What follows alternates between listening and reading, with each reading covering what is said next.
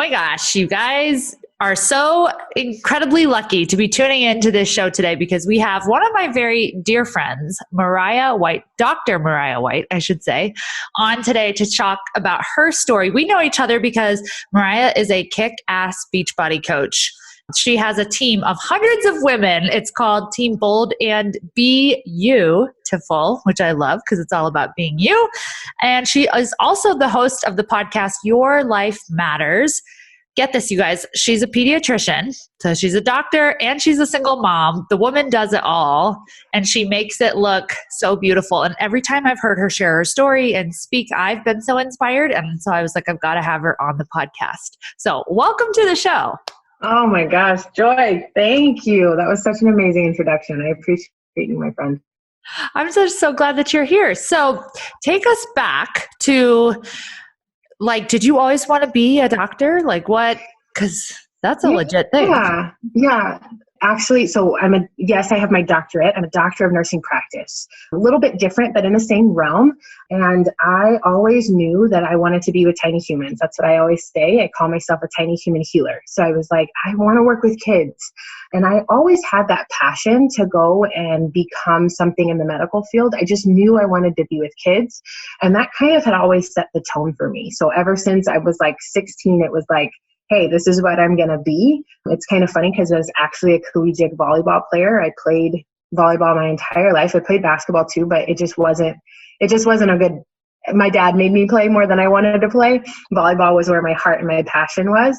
And I went on and continued my volleyball career. And then it came down to either I got to pursue being a pediatric nurse practitioner or I chose volleyball.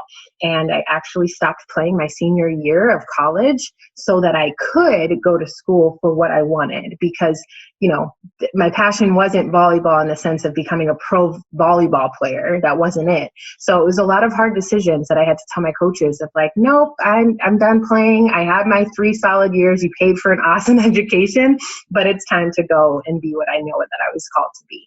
Oh my gosh. That definitely sounds like a hard decision to make. I'm curious, like what gave you that love for kids? Did you grow up around a lot of kids? No, it was only me and my sister, which is kind of surprising. Like I love kids so much, but I felt like anytime I saw a kid, they were super resilient. They had an incredible imagination and kids just don't know what they don't know.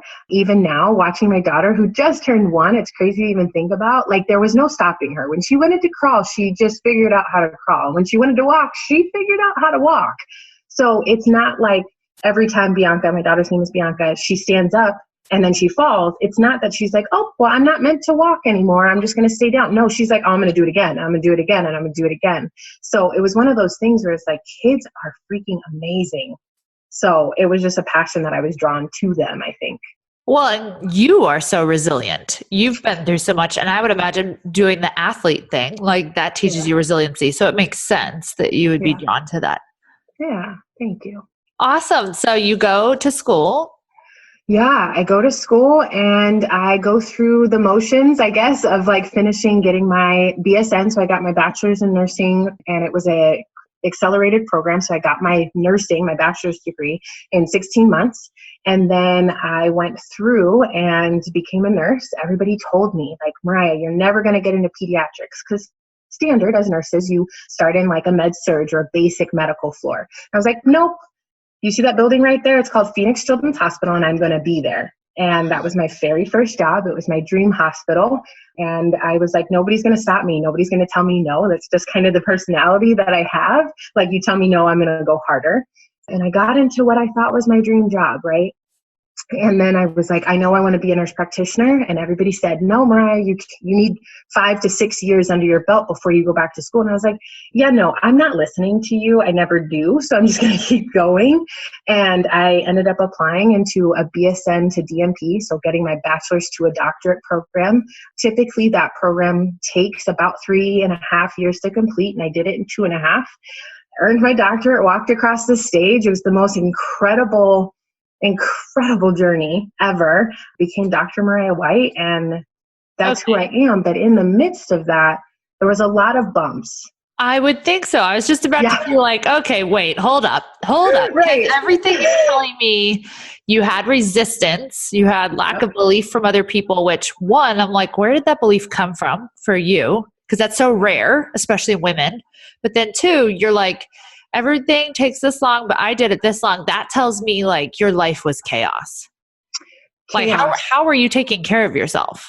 Yeah, that's a good question. So if I go back to 2015, where I got accepted into my doctoral program, but I also was at rock bottom. I was working at the bedside, and like I said, I love my tiny humans, but I was literally giving them my all, because what a lot of people didn't know, and that now I feel comfortable talking about, is when I was at work, and I was there for 13 plus hours taking care of tiny humans, giving my all. And then I would go home to a very violent, domestically non-good situation at home, in a marriage that was draining the life out of me, and a place where I just felt like I wasn't ever safe and that I wasn't ever good enough. So the only time that I felt worthy of anybody's love or attention is when I was giving literally all I had left to my patients. And it was just a constant cycle. I had went from a collegiate athlete, super in shape, to weighing 35 pounds heavier, being pre-diabetic, being very depressed, being physically and mentally abused, and then feeling like, Mariah, your life doesn't matter. You don't matter. And it got to a point where I had those thoughts of committing suicide. And I will never forget. I share this story all the time. This is what Joy was talking about, and hearing my story is I was in the closet, and it was December 17th of 2015. And I was holding my husband at the time's 9mm gun in my hand, with every intention on taking my life. I didn't believe I was worthy of living. I didn't believe that I was worthy of love. I didn't feel like I was enough. And I just thought, if I was no longer here, I wouldn't really matter. Nobody would really care. Like, yeah, my parents would show up to my funeral, but that was that. And I didn't realize that all of the dreams and hopes that I had in my heart really could manifest and impact other people. I just thought that it didn't matter. And it wasn't until one of my best friends and my coach in my company that I partner with, Beachbody, reached out to me and gave me a lifeline. She gave me a second chance at life. And I grabbed it with all of my heart. And I said, nothing is going to stop me. Nothing is going to hold me back. It's either make it or break it, because literally I needed to take care of myself. I was a nurse, being completely unhealthy, eating all crazy times of the day, not taking care of myself, not moving my body. And I needed something to pour back into, understanding my health mattered, my happiness mattered, what I put in my body and how I fueled myself mattered. And it wasn't until I took that lifeline, until I realized that it was affecting everything. So those habits created me finishing my doctorate in such a short amount of time, me learning how to practice self-care while also working really hard, because I was working full time while I was going to grad school. That meant I was working Monday through Sunday, no time off. The only time that I got was my me time, which was my hour of morning routine, rituals, meditation, and then my workout. And that was the basis of what carried me through all these difficult journeys, because I also got divorced during grad school. Totally. I finally left that really hard, toxic, abusive relationship during all of that happening. But it was because of the decision I made back in 2015 that helped carry me through until today. Oh my gosh. Thank you for sharing. I know, like, that's such a vulnerable story to share. And I appreciate you being so honest and real with people, because I know, like, obviously you're not the only one that's been there before. So I'm curious, when I hear you talk about your story and you had such belief and like such drive in what was possible for you, I'm curious where the disconnect was in believing that you were worth the relationship that you were worth. Like, you had this rock solid, like, oh, I deserve to be this doctor. Like, I deserve to have that. Like, doesn't matter what anybody says. But when it came to like a relationship, there was some sort of disconnect, because you didn't believe you were worth having better, or you wouldn't have been in that relationship. Joy, you always push, you like get me deeper and deeper and deeper. I love that. This is why she's one of my dearest friends. I think it goes back to who I was and how I grew up. My mom is a hardcore European. She's German through and through. That is in her blood. And it was a very difficult relationship. I haven't spoke to my mother in over a decade. Nothing was ever good enough. It was always like, keep grinding, keep fighting, keep going. So I think I've always searched for love and affection and belonging in relationships. And even if I got a glimmer of that, regardless of healthy or unhealthy, I would stay a lot longer than I was supposed to or lean into them. And I think that that's where my drive came from, because as a child, I just craved that attention from her so deeply that I would literally go and go and go, and I would not stop at any cost in order to get to that. So even like the drive to become the pediatrician was like, hey, mom, look at me. Look at me, mom. That totally makes sense, because then you said you got to the point of being like, what about my dreams?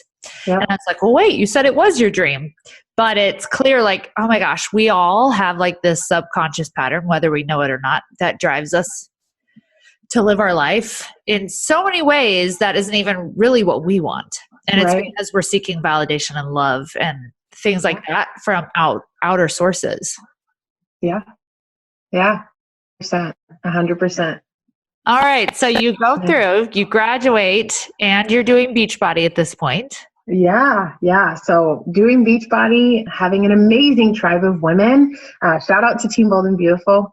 I love them with all my heart. It's a community of women that I just get to pour into. And I think for me, it became almost like a family for me.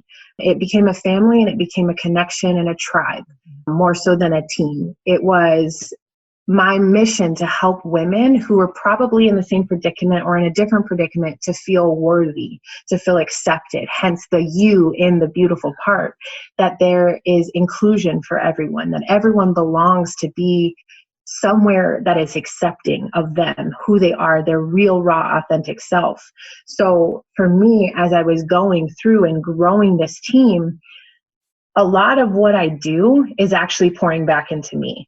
Right? Like I pour into them, but it's really because I need it too.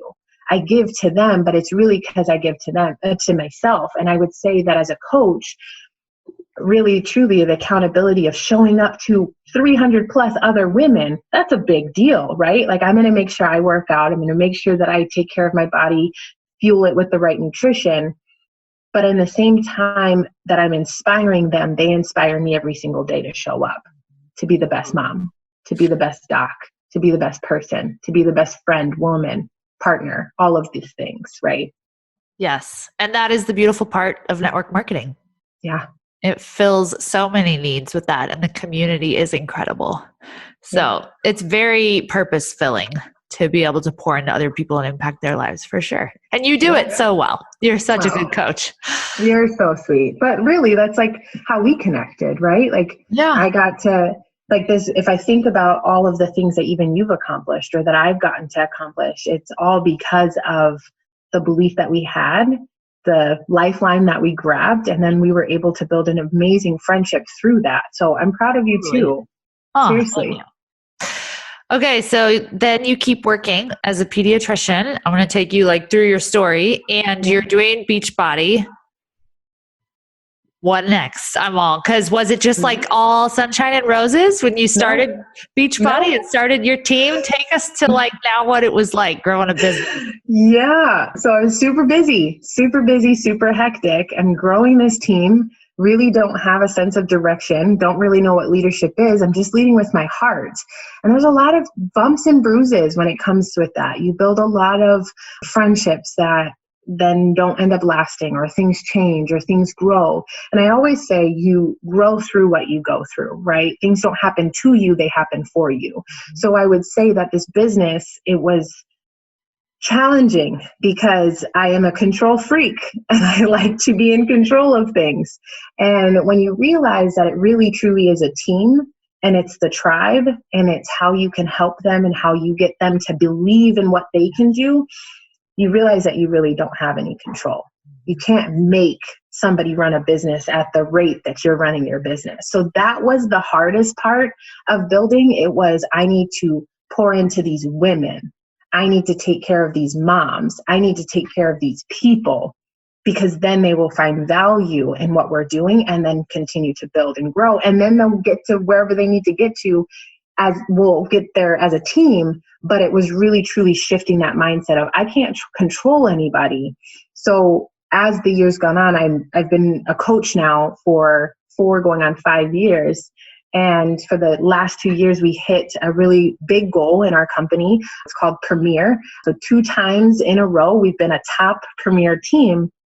Not by any fault, like I'm super proud of it, but we've missed the highest goal in the company, right? And we missed the highest recognition. And it was really hard the first year to like swallow that. And then the second year, it was even harder, because you're like, how do you do this 2 years in a row? You have this massive team. You know you guys are an elite team, but how do you sit back and say, okay, like course correction, what's the ultimate goal? What's the ultimate purpose in this?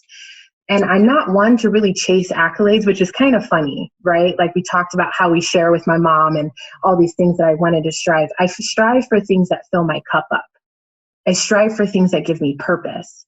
Having the recognition of elite doesn't really give me purpose, but knowing that I'm helping women gives me purpose. So there was a lot of growth through that. And it wasn't until recently our team kind of exploded, and it had to happen again where I hit rock bottom.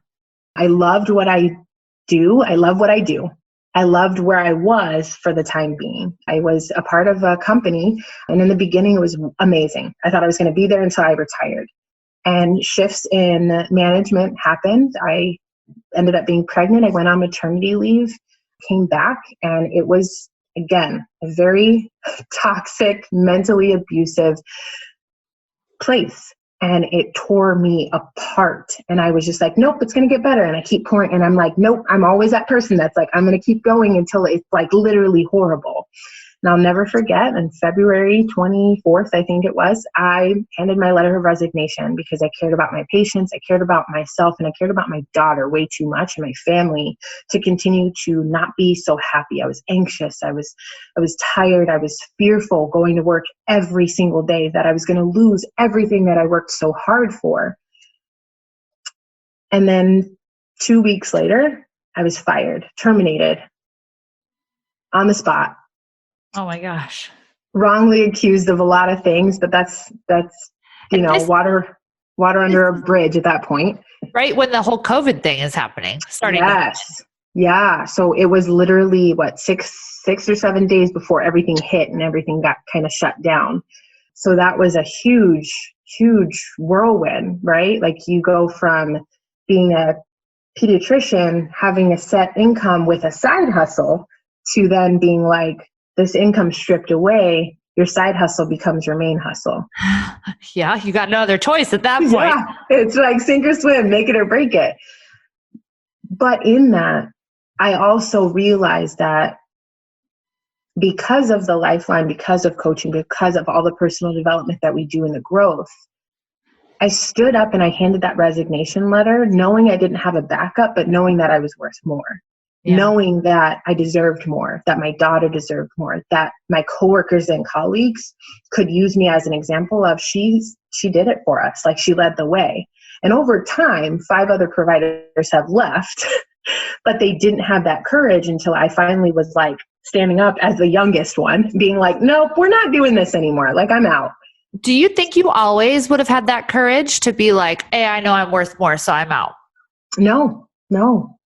Not at all. Totally, because I see like you didn't even totally have that courage when you were in your first marriage or in your marriage, right? Yeah, like not at all. So clearly something happened and shifted in you to finally give you that confidence to be like, yeah, I'm worth more than this. And I love that it came from a place of recognizing your worth and your value and what was possible for you.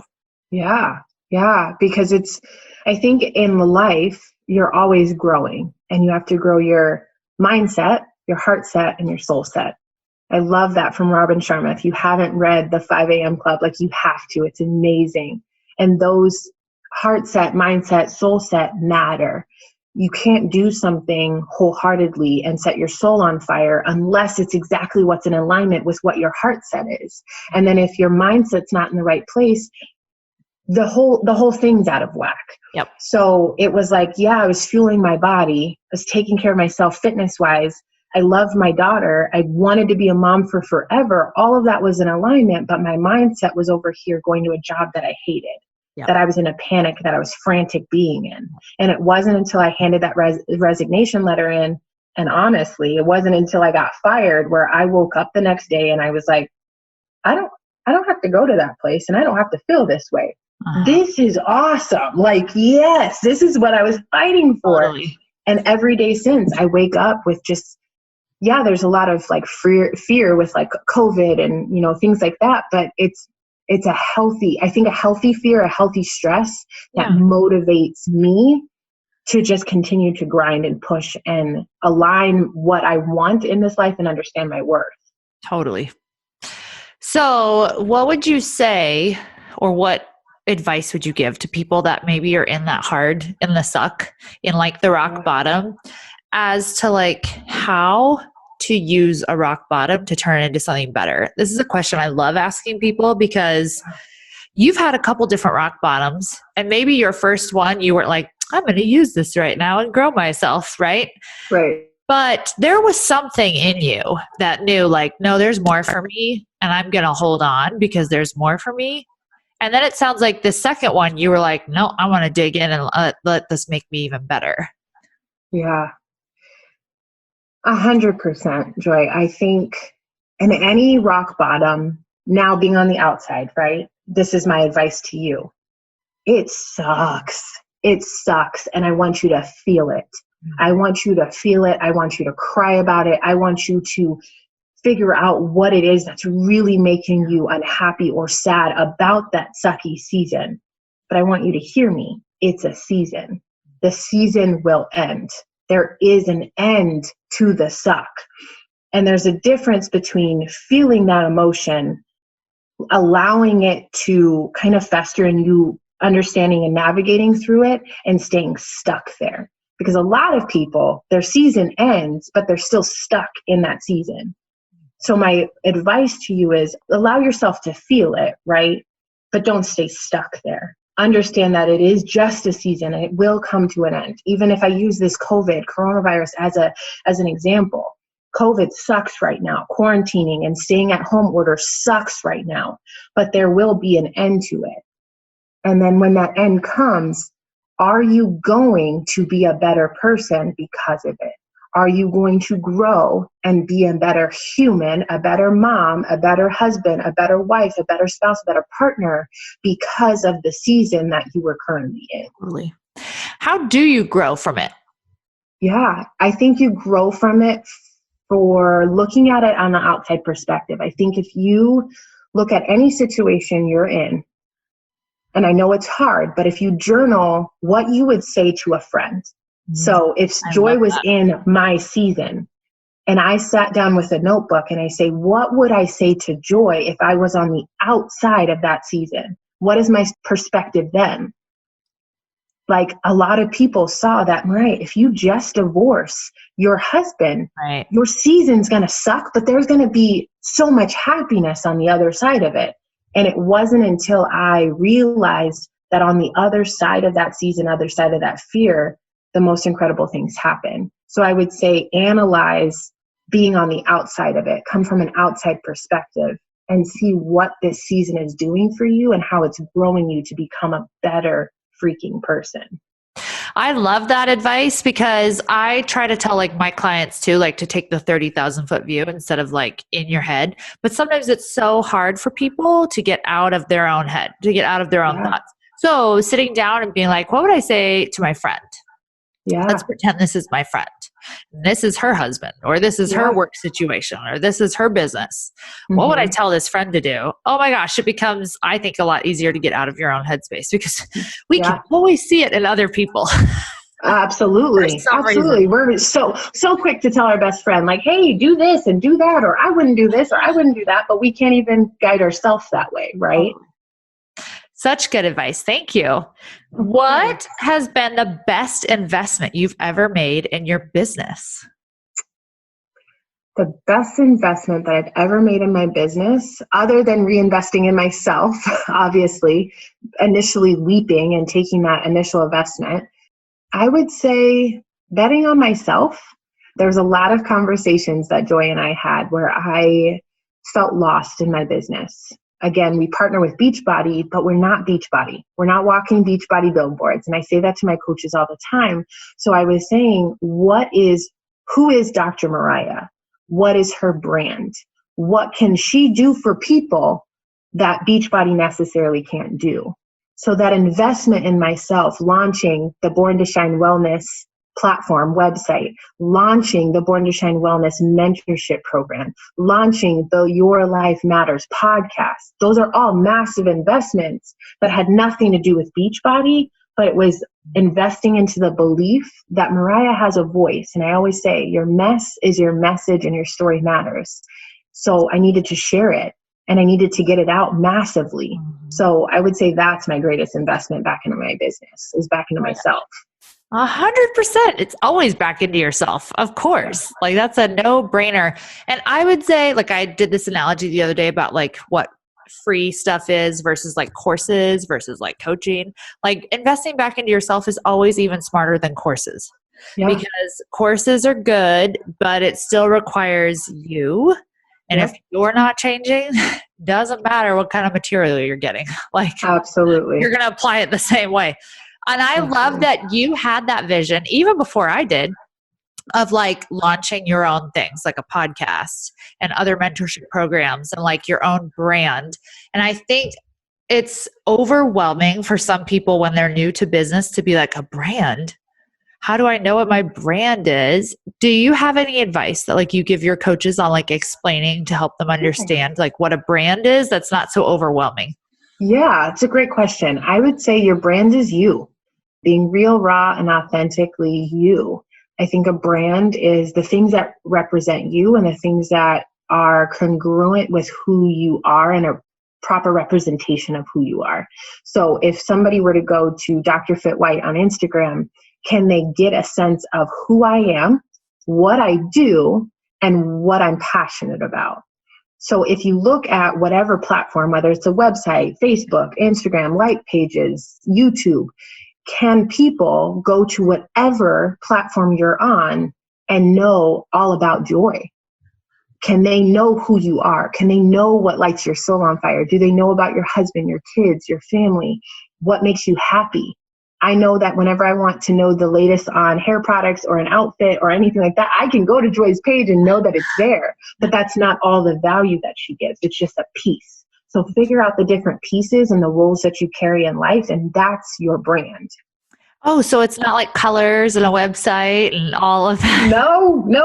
Not the fancy presets and all of that stuff. It's not. No, it's not. And that's where people I think get so thrown off because they're like, but I'm not like a Nordstrom. I'm not like, I'm a person. So how am I a brand?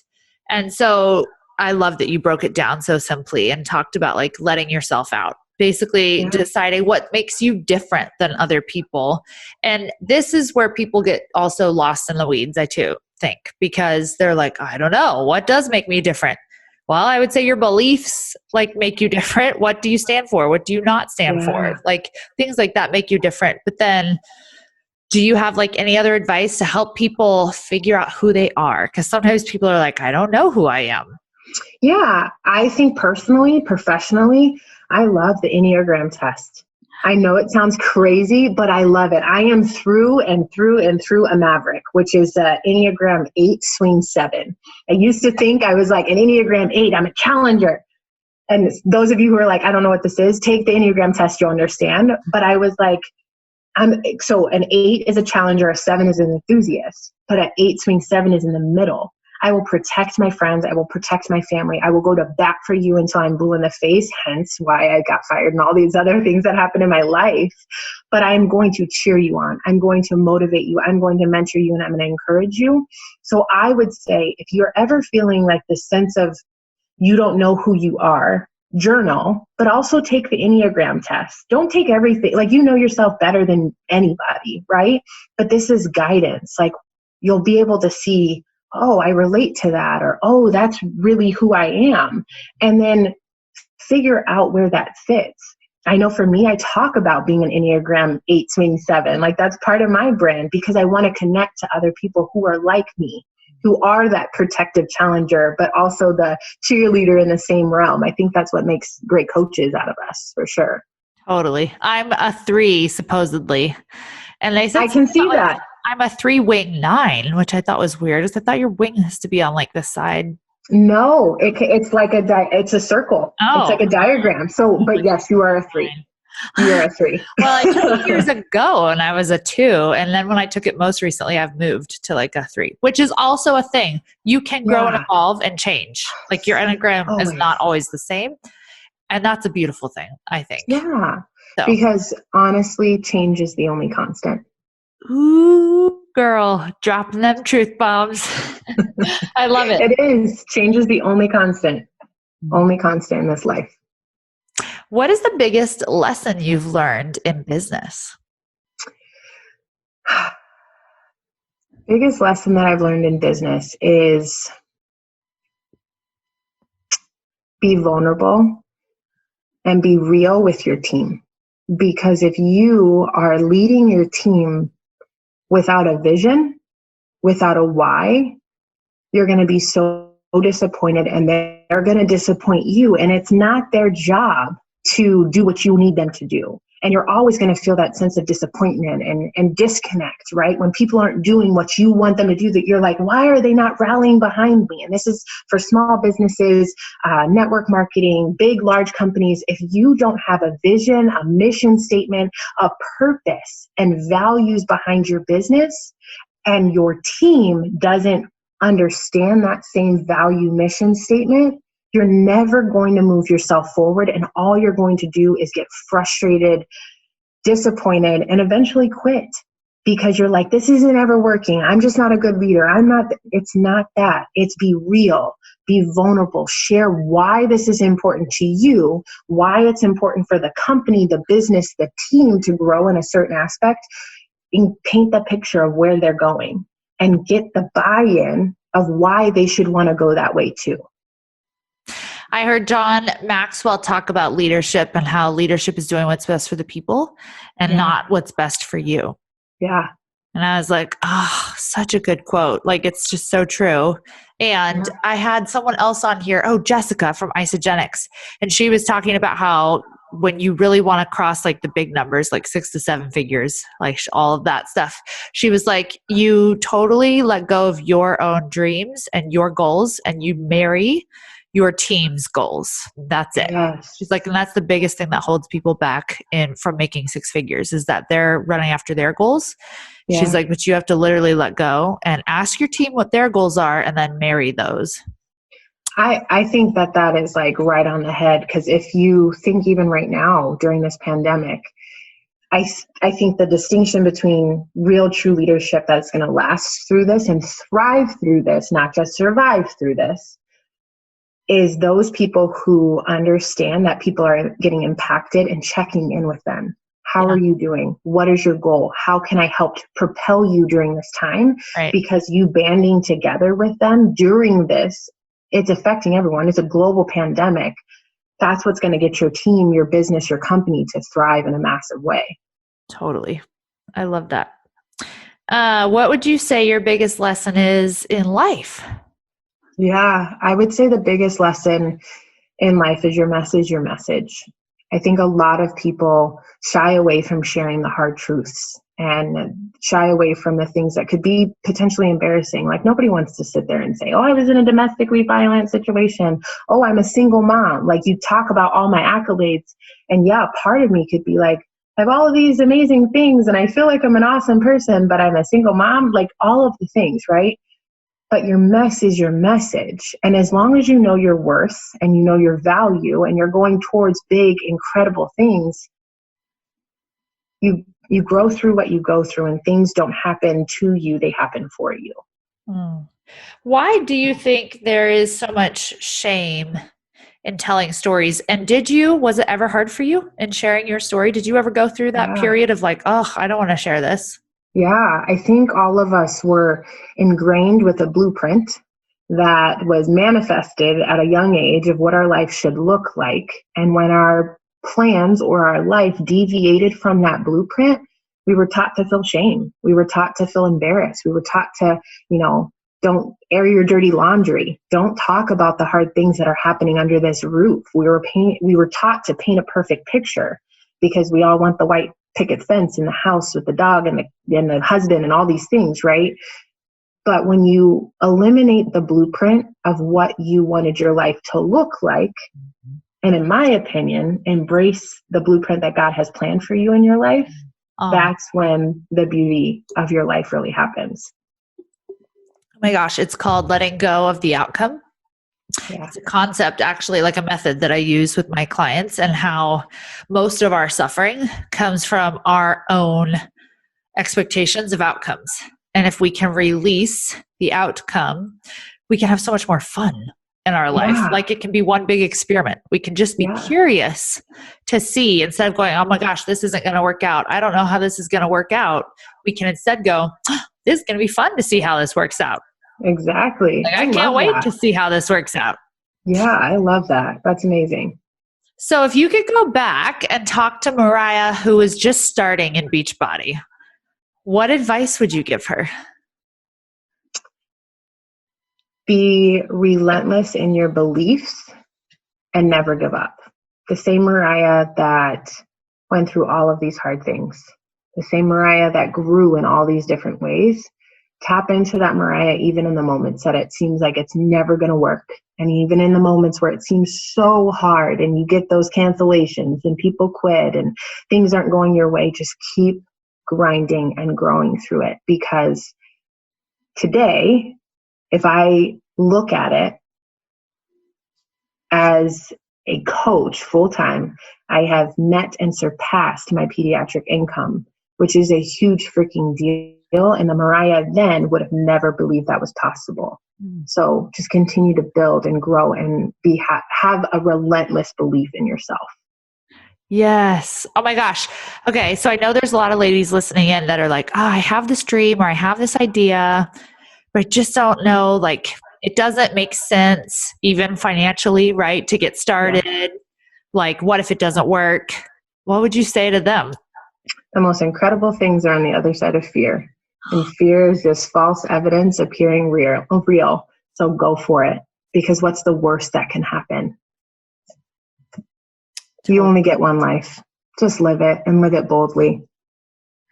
And I know a lot of people are like, oh, the worst that could happen, like I go bankrupt, like I'm financially in debt. And I just did an episode talking about this, how like before this year started, I took out a bunch of debt to invest in myself. And it was a huge risk and I was scared, but I knew like the me on the end of this year was like, hello, that's how you get here. Like that kind of money is no joke. Like you can afford this on this side. And so I was like, either that's going to happen and totally be true, or the worst that could happen is I have some debt and I take a few years paying it off, right? Exactly. Like I can freaking pay it off. I have a job, like I have another business, right? Like I would do whatever it takes to pay it off eventually. So like, it's not actually going to ruin me. Yeah. Absolutely. I think sometimes people just don't actually let themselves walk through the actual, what is the worst case scenario? Like, let's go there. Let's think about it. Let's figure it out. Is it really going to ruin your life? Right. On the streets. Like, yes. And that was such a great point too, because I listened in on Rise Live with Rachel Hollis, and she was talking about, think about your biggest fear and then say, and then. And then, like if we even use that example, okay, so Joy takes out all this debt, it doesn't work out. Then what? She pays it off. And then what? She rebuilds. And then what? She's not dropping dead, right? Like she's still living, she's breathing, she's still going. So just do it anyway. And just realize that it's just a season, and you always, always, always have an end to that season. It's just a matter of what did you learn and how did you grow through that season that you went through. Correct. And I believed that I was like, if it doesn't happen for me and I do end up with this, then that was the lesson that I needed to get to the next step. So either way, it's a win, actually, because either it will happen or it will be the lesson that I need. Because you needed to learn whatever it was that was happening. Totally. Yeah. Oh my gosh. Well, thank you for being on today and sharing your story. Tell everybody where they can find you, how they can work with you, all of that. Yeah. Joy, thank you so much for allowing me to be here with you and share with you. I just love being in your presence. Guys, seriously, if you are not working with her, if she is not your coach, you need to make it happen, because she coaches me all the time and she is such an amazing friend to me. But I appreciate you. So where you can find me, you can find me on Instagram at Dr. Fit White or Mariah White on Facebook. You can also head over to my website at www.borntoshinewellness.com. You can tune in on any type of platform, Spotify or even Apple Podcasts. Leave a rating and a review. I would love to get your feedback, and tune into the Your Life Matters podcast. And then the last thing is, if you just need some inspiration, some motivation, some mentoring, you can check out my mentorship programs with Born to Shine, but also text My Life Matters to 31996, and you will get constant motivational texts from me. It's free of charge. You don't have to worry about it, but it's just me pouring into you, and sometimes the times that you need it the most. So I've been happy to be able to start that platform as well. Oh my gosh. I need to text that like right now. As soon as we end this, I'm going to be like, what's the number? I didn't know you were doing that. That's so fun. Yeah. It's been such an amazing thing. And the cool thing about that is you can actually text me back. So I have people from all over the world that tune into my podcast that I've started to show and text. So it's really great to hear the stories and how podcasts and how posts have really changed their life. So So fun. Okay, everybody, if you love this episode, take a screenshot and share it on Instagram in your stories. Definitely tag both of us, because we would love to hear what part resonated with you, what takeaway you have. And you can message Mariah if you have any questions, or if you need someone to talk to. Be like, oh my gosh, I'm going through this hard thing. Like, I know she's amazing. She would love to hear from you. So absolutely. Thank you for tuning in, and go have a beautiful day.